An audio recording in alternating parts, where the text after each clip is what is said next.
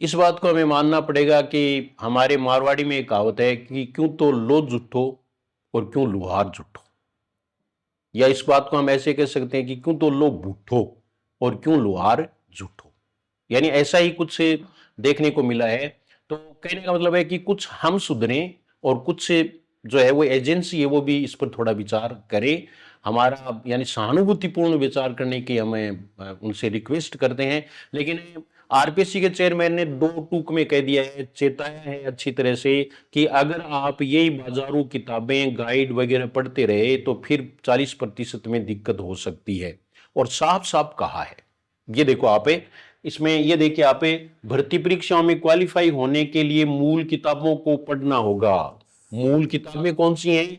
जो कॉलेज वगैरह में चलती हैं। एनसीईआरटी का कहीं भी नाम इन्होंने नहीं लिया है, लेकिन वो भी मूल किताबों में आती हैं। आरपीएससी चेयरमैन बोले जो अभ्यर्थी 36 या 40% अंक नहीं ला पा रहे हैं वह स्कूल कॉलेज में कैसे सही शिक्षा दे पाएगा।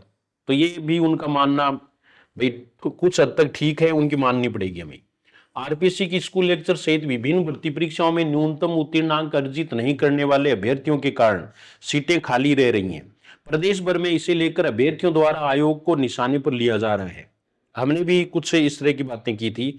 इधर आयोग अध्यक्ष उत्कल रंजन साहू ने कहा कि अभ्यर्थी ब्रीफ नोट्स जो जहां से भी आपको मिलते हैं वह प्रतियोगी बुक्स से भर्ती परीक्षाएं क्वालिफाई करना चाहते हैं, ये संभव नहीं है।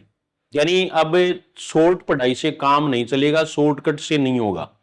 यानी इन्होंने ये सिद्ध कर दिया कि there is no shortcut to success. इसके लिए उन्हें मूल किताबों को पढ़ना ही होगा। भास्करी ओर से किए गए एक सवाल के जवाब में उन्होंने कहा कि जिन भर्तियों में 36 या 40% का रूल है उसे तो कम से कम लाना ही पड़ेगा। इसका मतलब रूल आगे भी रहेगा। जो अभ्यर्थी 36 या 40% नहीं ला पा रहा है उससे कैसे उम्मीद की जा सकती है कि वह स्कूल कॉलेज में सही शिक्षा दे पाएगा। ये भी जहां तक है तो वो ठीक ही है। और ये देखिए शॉर्टकट पढ़ाई से पेपर हल नहीं कर सकते, इस बात से मैं पूर्णतः सहमत कि शॉर्टकट से तो पढ़ाई नहीं होती और उससे योग्यता की जांच भी नहीं होती। साहू ने कहा कि उनके पास स्कूल व्याख्याता राजनीति विज्ञान विषय के अभ्यर्थी मिलने आए थे। 225 पदों की इस भर्ती में केवल 6 ही अभ्यर्थी विचारी सूची में शामिल हो सके थे। साहू ने अभ्यर्थियों से सवाल किया था कि क्या पेपर सिलेबस से बाहर था। अभ्यर्थियों ने जवाब दिया था नहीं। ये देखो यहां हम हार गए, क्योंकि सिलेबस से बाहर तो पेपर था ही नहीं। पेपर कठिन होने के सवाल पर उन्होंने कहा कि प्रदेश के विश्वविद्यालयों में चल रहे यूजी पीजी यानी जो बीए बीएससी या बीकॉम है या फिर एमए एमएससी उनमें जो चलते हैं उनके सिलेबस के आधार पर ये प्रश्न पत्र तैयार करवाए जा रहे हैं। ये प्रश्न पत्र वही अभ्यर्थी हल कर पा रहे हैं जो मूल किताबों को पढ़ रहे हैं। परीक्षा प्रश्न पत्र स्टैंडर्ड हो गया है। शॉर्टकट तरीके से पढ़कर इस पेपर को हल नहीं कर सकते। जो अभ्यर्थी 30 से 35 साल तक सरकारी सेवा देगा उसे ये तो उम्मीद की जा सकती है कि वो न्यूनतम प्राप्तांक लेकर आए। तो निश्चित रूप से कुछ बातें सही हैं और कुछ थोड़ा सा आरपीएससी है वो कैंडिडेट्स के प्रति सहानुभूतिपूर्ण रवैया भी अपनाए, ये मेरी रिक्वेस्ट भी है। लेकिन मेरा ये आपको सुझाव भी है कि आप बाजारू किताबें पढ़नी छोड़ दें। जैसे ये बाजारू किताबें कुछ गाइड वगैरह है, इनसे मेरा मतलब है तो वो रंगीन पृष्ठ लगा करके उसमें ऐसे दे देते हैं, तो ये ठीक नहीं है। बल्कि आपको ओरिजिनल बुक्स हैं वो पढ़नी पड़ेंगी। ओरिजिनल बुक्स बहुत सारी मिल जाती हैं। अब उसमें माथापच्ची तो करनी पड़ेगी। देखो नौकरी प्राप्त करने के लिए हमें ऐसा करना पड़ेगा चाहे कुछ भी हो। तो ये चीजें हैं वो आपको ध्यान में रखनी है। अब मैं आपको बता दूं हिंदी के बारे में कुछ बातें। तो हिंदी में चाहे एक पेपर कैसा भी आ जाए हम उसका सामना करने के लिए तैयार हैं, क्योंकि हम प्रामाणिक पुस्तकों से ही पढ़ रहे हैं और वही हम जो है वो टेस्ट सीरीज में भी वही अपना रहे हैं। अब नया साल आ रहा है तो आपके लिए मौका है ऑफर का। आप कोर्स ले सकते हैं। First grade second grade SI सामान्य हिंदी के लिए भी बहुत कारगर रहा है।